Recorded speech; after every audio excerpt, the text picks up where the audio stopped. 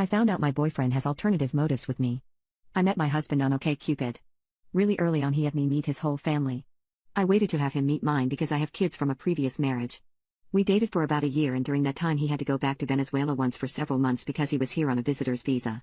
Just before he was set to go back again, we had a great night out with my coworkers, and at the end of the night he pulled me close in the parking lot to tell me how much he loved me and that he wanted to be with me forever.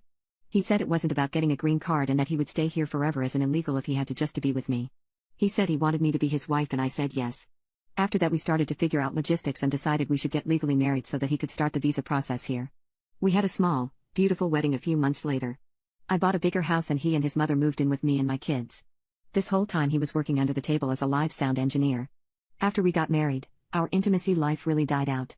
We were close outside the bedroom but rarely had intimacy after we got married, and once we hit the 1-year mark it died out completely. Our schedules were way different, but we still spent a lot of quality time as a couple and family. Most of our couple time we would drink, so I thought maybe it was alcohol affecting him in the bedroom, and honestly sometimes we would get into bed after enjoying too many drinks and just pass out. 1.5 years into the marriage, we had an awesome Thanksgiving celebration on the Saturday after Thanksgiving to accommodate all our families. It was a perfect day. The next day he goes to work like normal. I was at home and went on my computer to check my email. A while back he had logged into my computer and my email stuck to his being the primary account for some reason. Every time I logged in, I'd have to switch to my account. Never have I looked at his emails, but that day a certain email stuck out to me. I couldn't help but look at it. It was from someone named something like Lexi69 entitled Session. When I clicked that email my heart dropped. The email was setting up a muscle worshipping session. It took a quick Google search to figure out what a muscle worship session was. Apparently, my husband had a thing for muscle-bound women. I did a quick search of the rest of his emails and didn't see anything else, so I waited until he got back from work to confront him. He swore that this was a one-time thing, that he was just curious and wanted to try it because he did have a thing for muscle-bound girls. He cried a lot. Something just felt off though. I told him we would be divorced if he didn't let me look through his phone.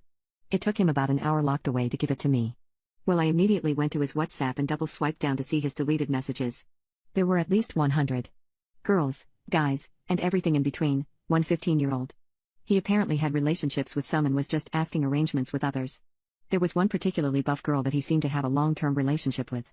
I'm kinda petty, so I proceeded to take a selfie with him crying in the background and send it to all of them explaining that I'm his wife and that he was a cheater. A lot of the girls responded telling me they had not known or that they broke up with him when they figured it out. The buff one didn't respond, but her best friend did. She told me that he had been telling people that we had an arrangement just to get him a green card. During this whole time there was a lot of crying and groveling from him and a lot of screaming from me.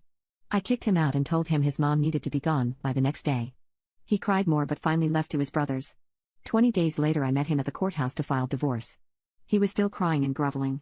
My heart was already broken, so I wasn't having any of that. It was finalized 2 weeks later.